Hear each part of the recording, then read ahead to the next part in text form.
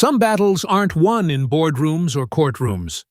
Sometimes they're won by a 17-year-old girl whose father's medallion catches the light as her wheelchair lies broken on a classroom floor. The morning sun slanted through the tall windows of Roosevelt High School's main office as Dakota Sterling wheeled herself toward the district internship program coordinator's desk.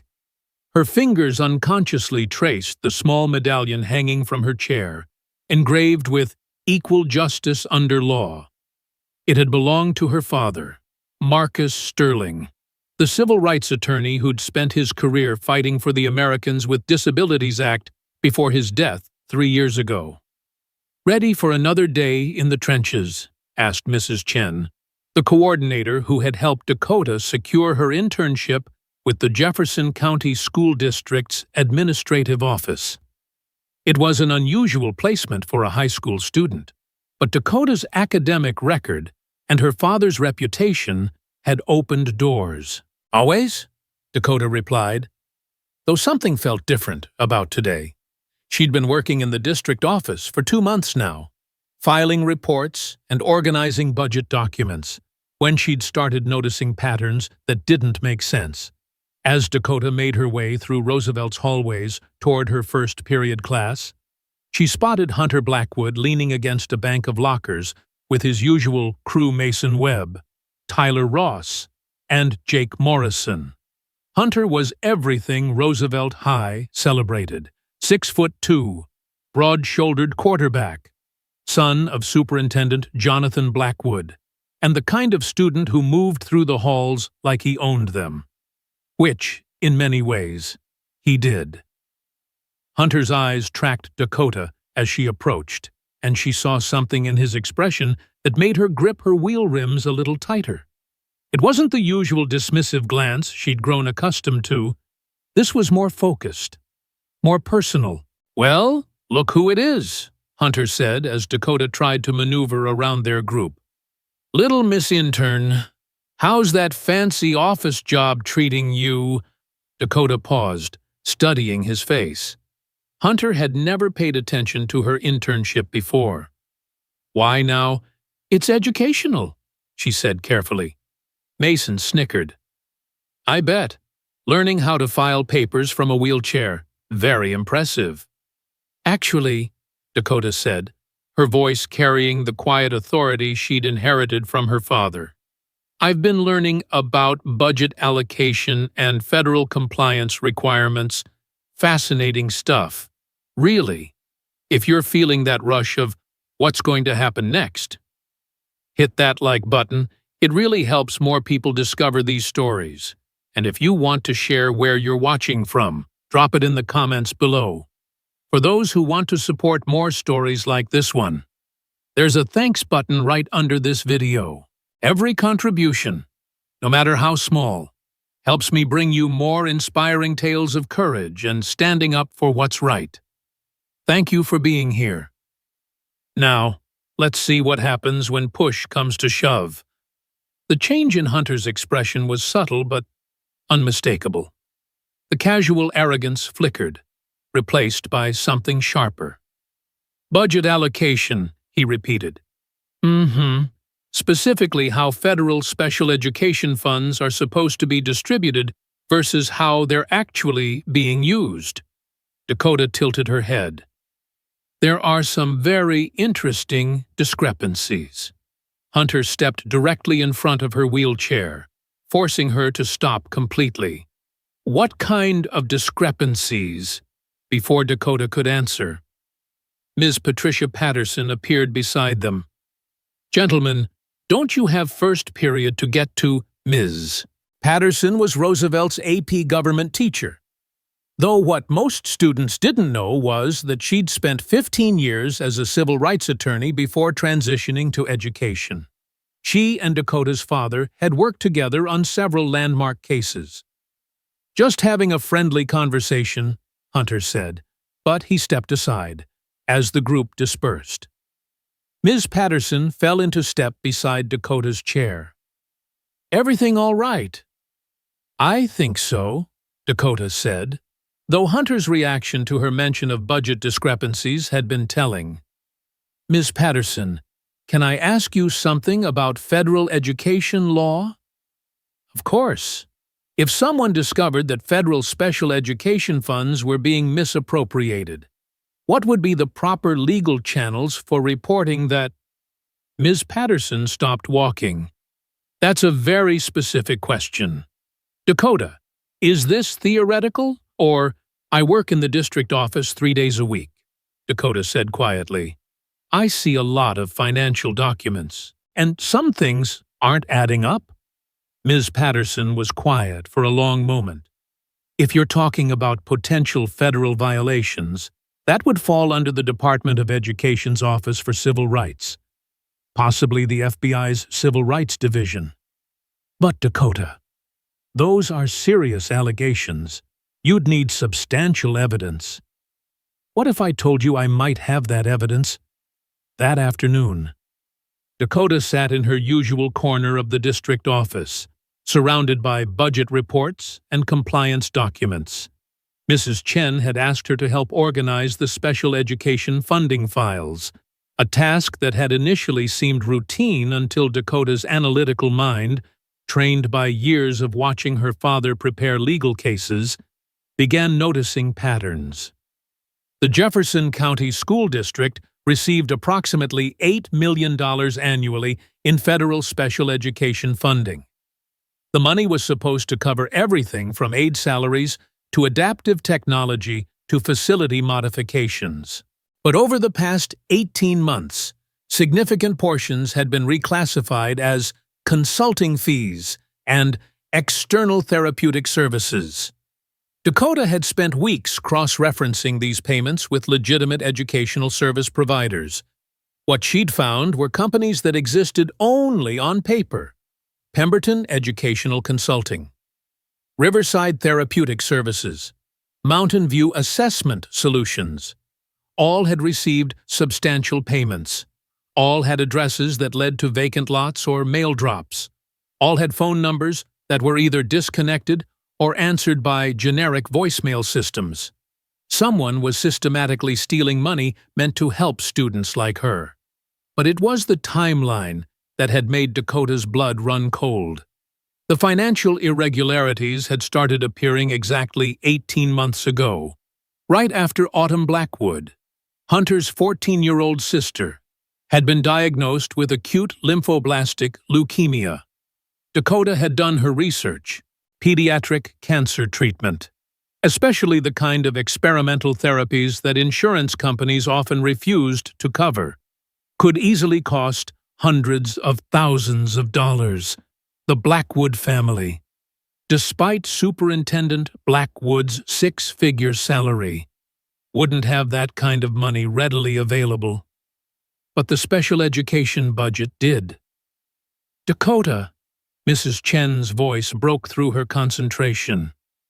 How are you coming with those files?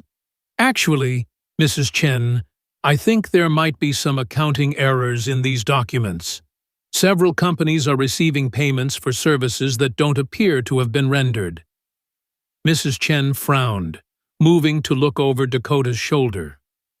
What do you mean? Dakota pulled up the documents on her computer screen. See these payments to Pemberton Educational Consulting. They're supposed to be providing therapeutic services to special needs students, but when I called their listed phone number, it was disconnected. And their business address is a vacant lot in Denver. Mrs. Chen's face went pale. Dakota, these are serious accusations. I know. That's why I've been so careful to document everything. Dakota opened a folder on her desktop. I've found 12 companies that follow the same pattern. Collectively, they've received over $2.3 million in payments over the past 18 months. Oh my God, Mrs. Chen whispered. Dakota, you need to stop this investigation immediately and turn over everything you've found to… She paused, and Dakota could see the conflict playing out on her face. Turn it over to whom? The superintendent, who might be involved. The school board that had approved these payments. I think, Dakota said quietly, We need to contact the FBI. The next morning, Dakota arrived at Roosevelt to find Hunter and his friends waiting by her locker. Their usual casual demeanor was gone, replaced by something harder and more threatening. "We need to talk," Hunter said without preamble.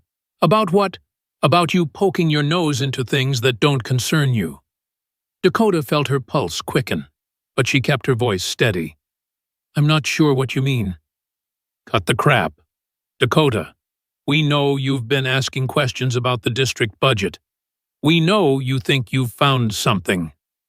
Mason and Tyler had positioned themselves on either side of her wheelchair, blocking her escape routes. Students walking past seemed to sense the tension and gave them a wide berth. "The budget is public record," Dakota said. "Anyone can review it." "But not everyone has access to internal accounting documents," Hunter replied. "Not everyone is working in the district office, filing away sensitive financial information." The threat in his voice was unmistakable now. "Here's what's going to happen," Hunter continued. "You're going to forget whatever you think you've discovered. You're going to focus on your little internship filing duties and stop playing investigative reporter. Because if you don't—" He leaned down so his face was level with hers. "Accidents happen, Dakota, especially to people in wheelchairs." Before Dakota could respond, Phoenix Williams appeared beside them. Phoenix was Roosevelt's head janitor, a man in his 30s with Down syndrome who had worked at the school for over a decade. Most students barely noticed him, but Dakota had made it a point to learn his name and always greeted him warmly. "Everything okay here?" Phoenix asked, his usually cheerful demeanor replaced by something more serious. "Mind your own business, Phoenix," Hunter snapped. "Dakota is my friend," Phoenix said simply. "That makes this my business." The quiet dignity in his voice seemed to catch Hunter off guard. For a moment, his mask of cruel confidence slipped, and Dakota saw something else underneath. Desperation. "This doesn't concern you," Hunter said, but with less conviction. "Bullying concerns everyone," Phoenix replied, then, looking directly at Dakota. "You okay?" Dakota nodded, though she could feel her hands trembling slightly. "I'm fine, Phoenix, thank you."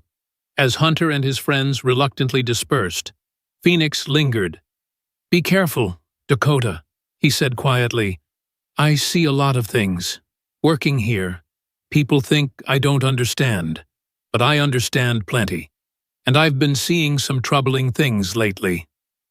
"What kind of things?" Phoenix glanced around to make sure they weren't being overheard. "Late-night meetings in the superintendent's office, people coming and going after hours. And Hunter, he's been different lately. Scared, maybe. People do dangerous things when they're scared." That evening, Dakota sat in her bedroom, staring at the files she'd brought home from her internship. The evidence was overwhelming. Dozens of fraudulent payments, a clear pattern of embezzlement, federal crimes that could result in decades in prison for everyone involved. But she also thought about Autumn Blackwood, a 14-year-old girl fighting for her life. She thought about the desperation she'd seen in Hunter's eyes, the way his voice had cracked when he'd threatened her. Her phone rang. Unknown number. "Hello? Stop digging, or you'll regret it." The voice was electronically disguised, but she could hear the underlying panic. "Some things are more important than your need to be a hero." The line went dead. Dakota stared at her phone for a long moment, then opened her laptop and began typing an email to Agent Rachel Mitchell. FBI Civil Rights Division. The next day's chemistry class began normally enough. Dakota had positioned herself at her usual lab table in the back of the room, her adaptive equipment neatly arranged, her notebook open to the day's lesson on molecular structures. She didn't see Hunter and his crew enter until it was too late. "Ms. Rodriguez," Hunter called out to their teacher, "I think there's something wrong with Dakota's wheelchair. It looks unstable." Before Dakota could react, Hunter grabbed the back of her chair and gave it a violent shake. The chair rocked dangerously, and Dakota had to grip the armrests to keep from being thrown forward. "Hunter, stop," she said, but her voice was drowned out by the sound of her classmates gasping. "I'm just concerned about safety," Hunter said loudly. "This equipment looks defective." Mason and Tyler moved in from the sides. Mason accidentally knocked into Dakota's left wheel, while Tyler grabbed her notebook and scattered her papers across the floor. "Oops," Tyler said with mock concern. "Looks like you dropped something." Ms. Rodriguez was at the front of the classroom, trying to restore order, but Hunter wasn't finished. With a swift, violent motion, he grabbed Dakota's wheelchair by the frame and tipped it sideways. Dakota cried out as the chair crashed to the floor, her body tumbling with it. Pain shot through her shoulder as she hit the ground, her father's medallion flying from her neck and skittering across the linoleum. The classroom erupted in chaos. Some students screamed. Others pulled out their phones to record. Ms. Rodriguez was shouting for Hunter to stop, but he wasn't done. "Looks like your chair is broken," Hunter said, standing over Dakota as she struggled on the floor. "Guess you can't roll around playing detective anymore." He raised his foot as if to stomp on the wheelchair's frame. But suddenly, Phoenix was there, having appeared as if from nowhere. "That's enough," Phoenix said, his voice carrying an authority that made everyone in the room freeze. Hunter turned, his face flushed with adrenaline and anger. "Get out of here, Phoenix. This doesn't concern you." "Hurting people always concerns me," Phoenix replied. He knelt beside Dakota, helping her sit up. "You okay?" Dakota nodded, though she could feel tears of pain and humiliation burning behind her eyes. But as Phoenix helped her back into her wheelchair, checking to make sure it was still functional, she felt something else rising inside her. Fury. Not the explosive kind that led to shouting matches, but the cold, focused anger that her father had taught her to channel into action. "Hunter," she said, her voice deadly calm as Phoenix steadied her chair. "You just made the biggest mistake of your life." Hunter laughed, but it sounded forced. "What are you going to do, roll to the principal's office and cry about it?" Dakota reached down and picked up her father's medallion. The chain broken, but the inscription still clear, "Equal justice under law." "No," she said, fixing the medallion to her chair. "I'm going to call the FBI." She pulled out her phone and, with the entire class watching, dialed a number she'd memorized the night before. "Agent Mitchell, this is Dakota Sterling. I think it's time we had that conversation about civil rights violations in Jefferson County schools." The change in Hunter's face was immediate and devastating. The cruel confidence crumbled, replaced by stark terror. "You can't," he whispered. "You don't understand what you're doing." "I understand perfectly," Dakota replied, her voice carrying to every corner of the silent classroom. "I understand that you and your father have been stealing money meant to help disabled students. I understand that you just committed assault and civil rights violations in front of 30 witnesses. And I understand that your sister needs medical treatment that your family can't afford." Hunter's face went white.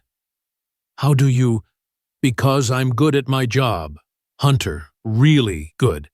And now you're going to learn what happens when you mess with a civil rights lawyer's daughter."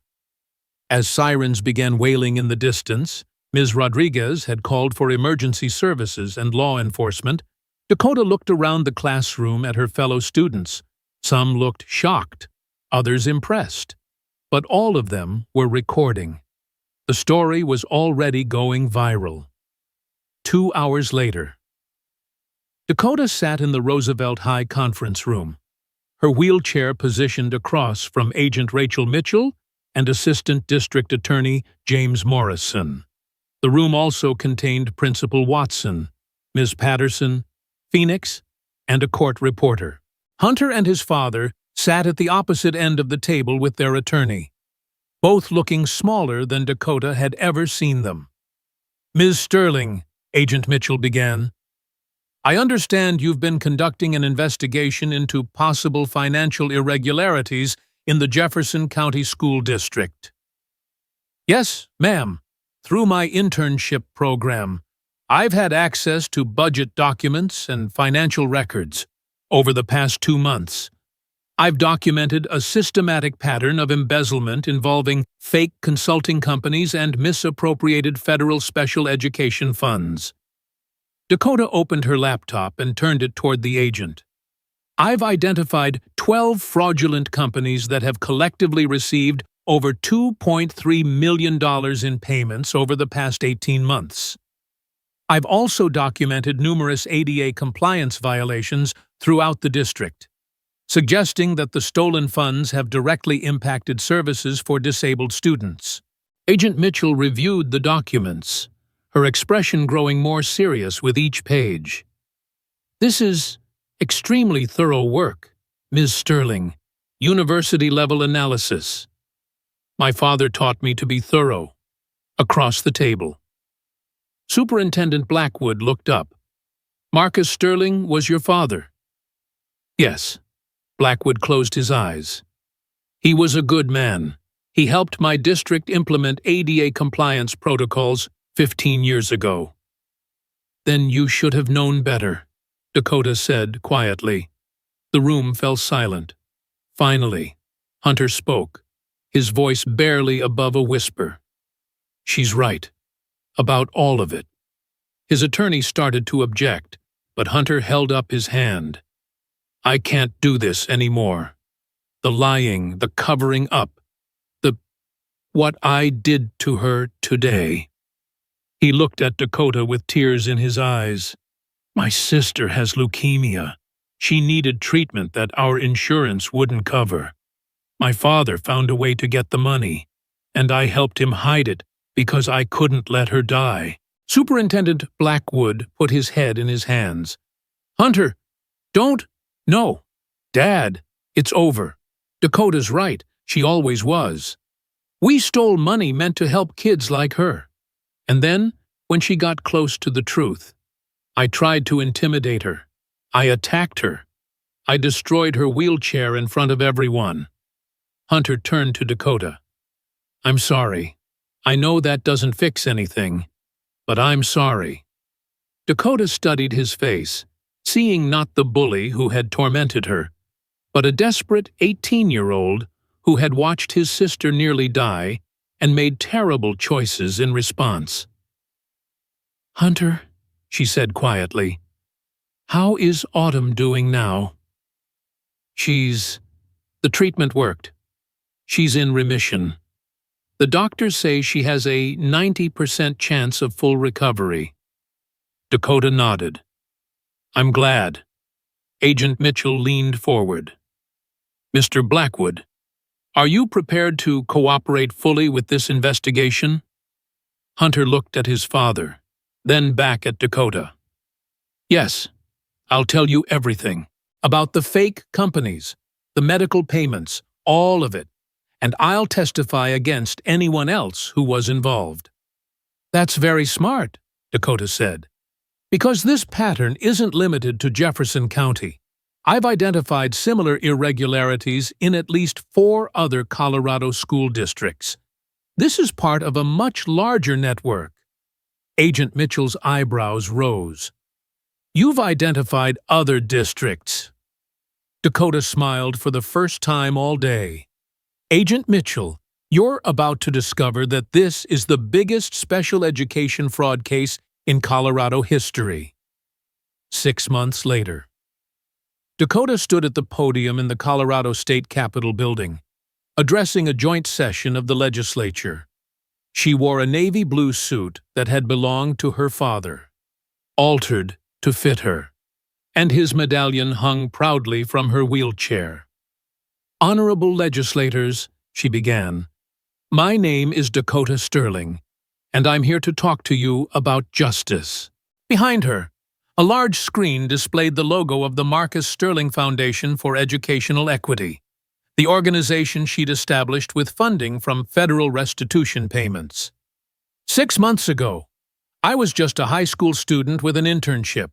Today, I'm here because that internship led to the discovery of the largest special education fraud network in Colorado history. A network that stole over $40 million from disabled students across 12 districts. The chamber was packed with legislators, advocates, reporters, and families of disabled students. In the gallery, Dakota could see Phoenix, Ms. Patterson, and even Hunter Blackwood, who was serving his community service hours by working with the foundation. The Marcus Sterling Foundation has helped recover stolen funds, ensured proper medical treatment for victims' families, and established new oversight protocols to prevent future fraud. But our work is just beginning. Dakota's voice grew stronger. Today, I'm announcing my appointment as the youngest member in history of the Colorado Disability Rights Commission. Together, we're proposing the Educational Equity and Transparency Act, legislation that will require real-time financial reporting for all special education funds and establish criminal penalties for those who steal from our most vulnerable students. The applause was thunderous, but Dakota wasn't finished. I also want to talk about redemption. Hunter Blackwood, who initially tried to stop my investigation through intimidation and assault, has become one of our most valuable allies in uncovering this network. His cooperation led to the arrests of 17 administrators across 6 states and the recovery of millions in stolen funds. She looked up at Hunter in the gallery, seeing the young man who had learned that courage sometimes meant admitting your mistakes and working to fix them. Justice isn't just about punishment, Dakota continued. It's about healing. It's about making sure that no family ever again has to choose between their child's medical treatment and other children's educational rights. It's about building systems that protect everyone, not just the powerful. As she concluded her speech and the legislature rose in a standing ovation, Dakota thought about her father, about the medallion that had guided her through the darkest moments of the past year. Equal justice under law. The words weren't just an inscription anymore. They were a promise she intended to keep. Her phone buzzed with a text from Phoenix. "Watching you on the news at Roosevelt. The whole school is cheering. You did it." Dakota typed back, "We did it, and we're just getting started." Because some victories aren't endpoints, they're beginnings. The quiet girl in the wheelchair had found her voice and used it to change everything. Now it was time to help others find theirs. In the gallery, Hunter Blackwood applauded until his hands hurt, tears streaming down his face. His sister, Autumn, now 16 and cancer-free, sat beside him, wearing a T-shirt that read Sterling Foundation Volunteer. Justice, Dakota had learned, wasn't about being right. It was about making things right. And sometimes, that meant turning your greatest enemy into your strongest ally. The medallion caught the light as Dakota wheeled off the stage, ready for whatever battle came next.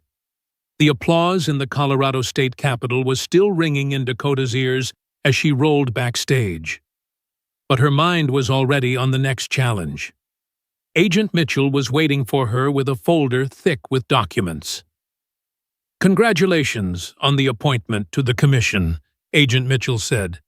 "But I'm afraid I have more work for you." Dakota smiled.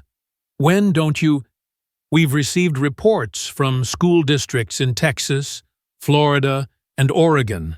The pattern matches what you uncovered here. Fake consulting companies, diverted special education funds, families in medical crisis. Agent Mitchell opened the folder. The Department of Justice wants to establish a national task force. They want you to consult. Dakota looked at the documents, seeing familiar patterns of fraud and desperation playing out across the country. How many students are we talking about? Potentially thousands, and that's just what we've identified so far. 3 months later, Dakota sat in her dorm room at Georgetown University, video calling into a task force meeting while her roommate studied for organic chemistry. The transition from high school activism to college life had been surreal.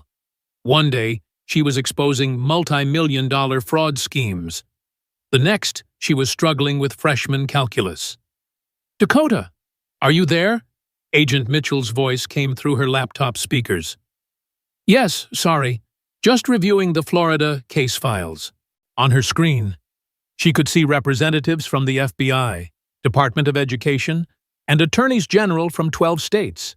At 19, she was by far the youngest person in these meetings, but her expertise in identifying financial fraud patterns had made her indispensable. "The Broward County case is moving forward," reported Agent Sarah Chen from the Miami field office. "Using Dakota's methodology, we've identified over $60 million in diverted funds across South Florida alone." Dakota pulled up her spreadsheet. The timeline aligns with the Colorado pattern. Look at case file B47, superintendent's nephew diagnosed with rare genetic disorder requiring experimental treatment. Case file B52, assistant superintendent's daughter needs specialized autism therapy not covered by insurance. "Jesus," muttered someone off camera. "It's the same story everywhere. Because the system is broken everywhere," Dakota said quietly. "When families are faced with impossible medical costs and federal programs are underfunded, desperate people make desperate choices. We can arrest superintendents all day, but until we fix the underlying healthcare and education funding crises, this will keep happening." After the call ended, Dakota wheeled to her window overlooking the Georgetown campus. Her phone buzzed with a text from Hunter. "Saw the news about Florida. Proud of what you're doing. Autumn starts college next fall. Wants to study social work because of your example." Dakota smiled. Typing back, "Tell her there's always room at the foundation for passionate advocates."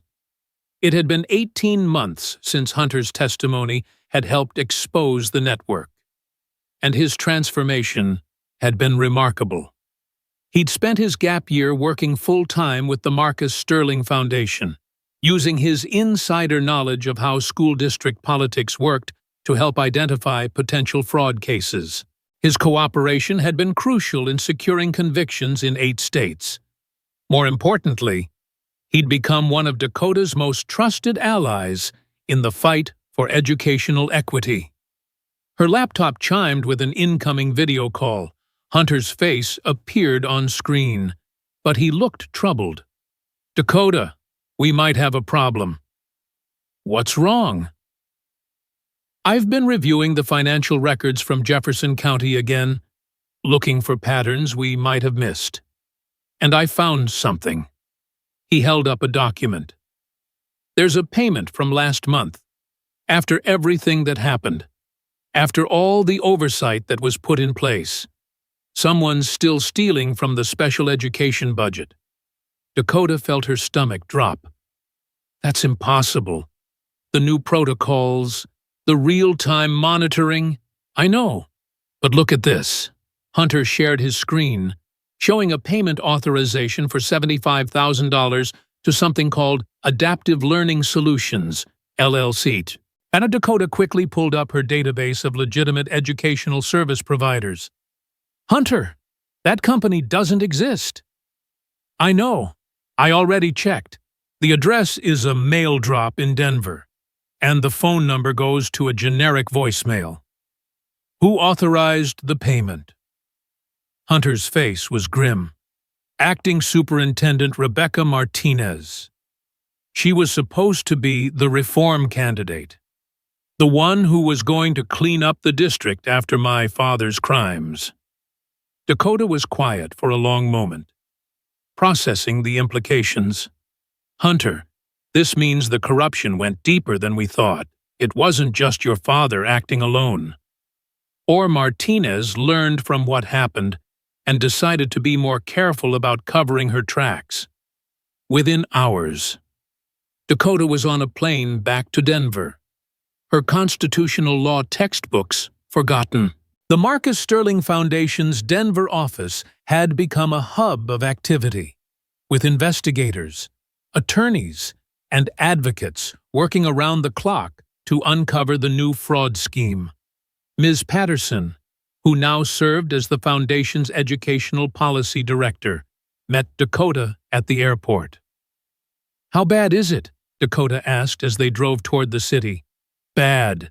We've identified at least 12 more fraudulent payments over the past 6 months, totaling nearly $1 million. And Patricia, the victims this time aren't just the students who aren't getting services. Martinez's daughter was diagnosed with a rare neurological condition that requires experimental treatment in Switzerland." Dakota closed her eyes. She watched what happened to the Blackwood family and decided she could do it better.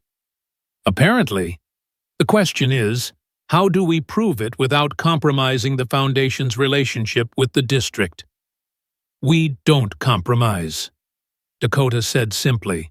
"We tell the truth, whatever the cost."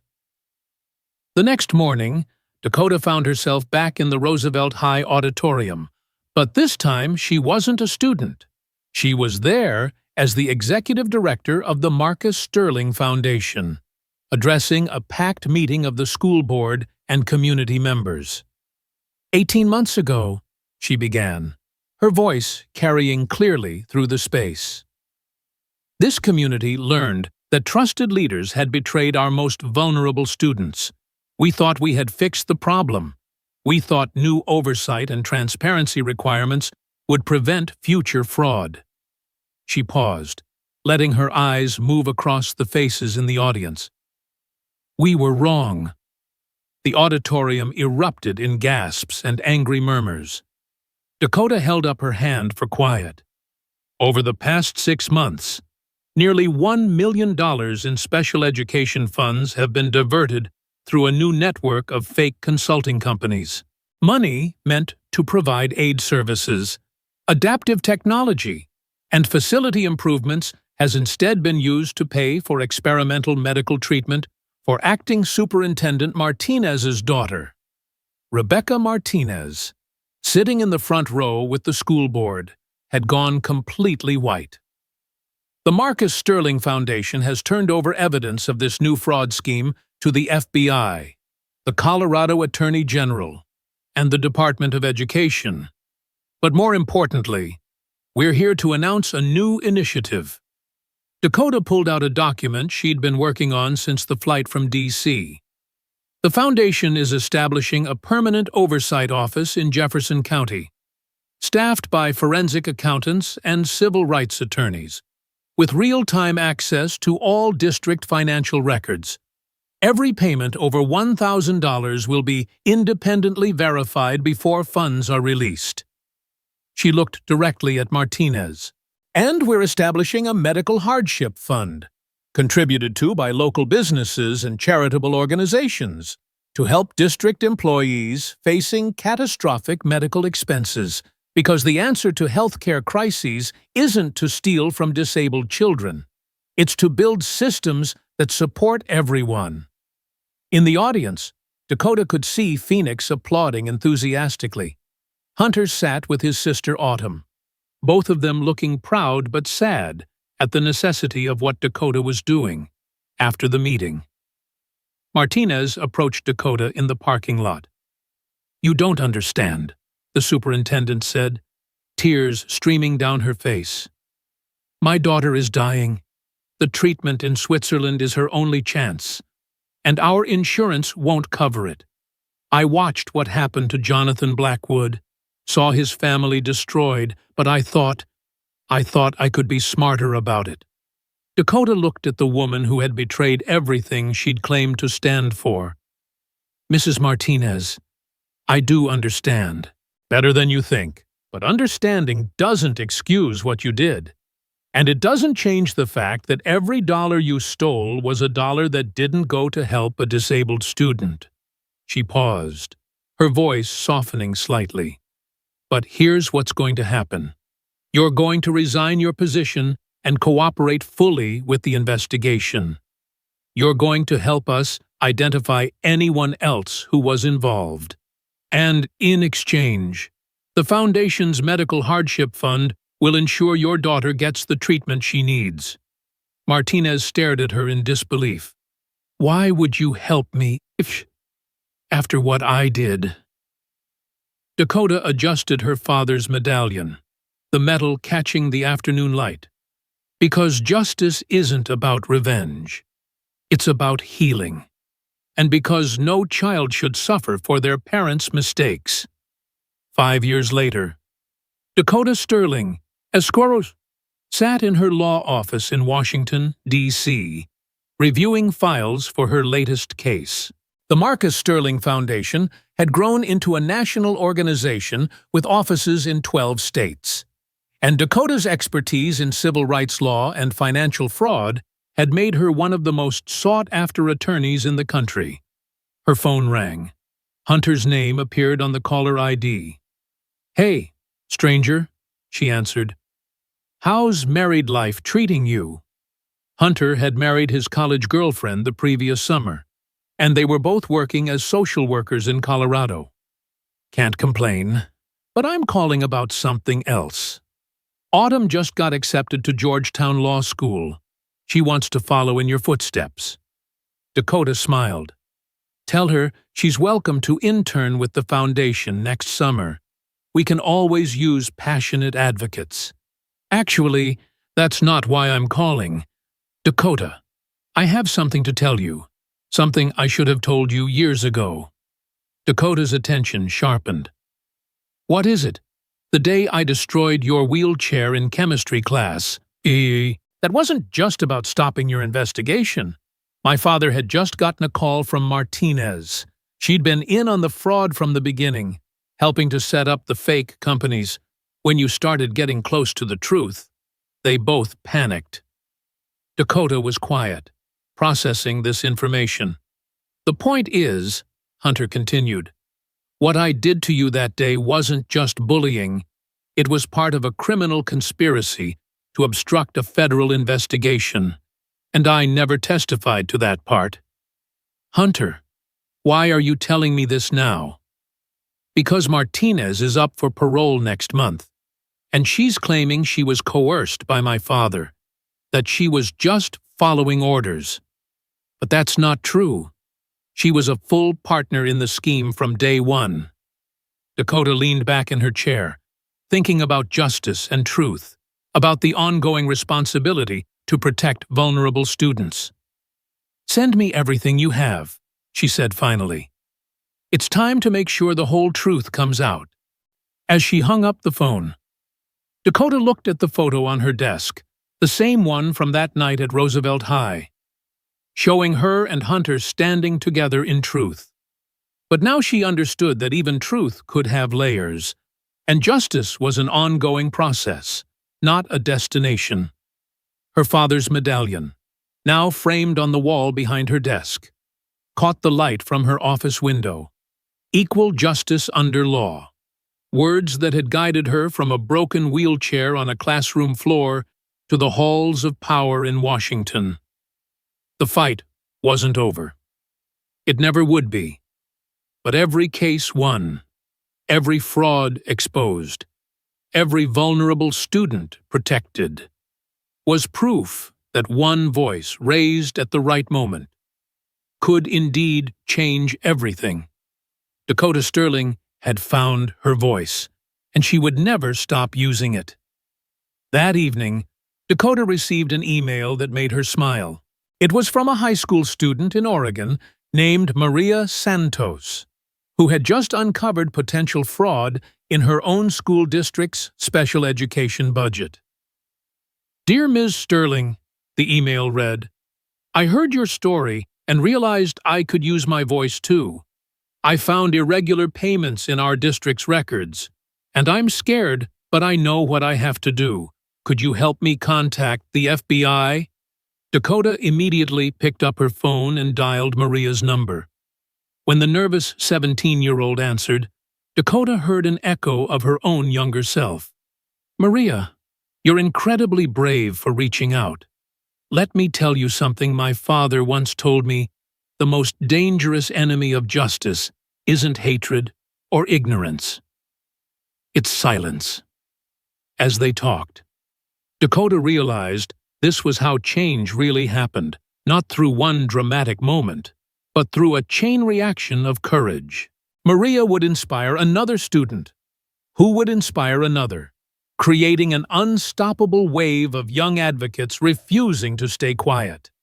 After the call, Dakota returned to her father's photo on the wall.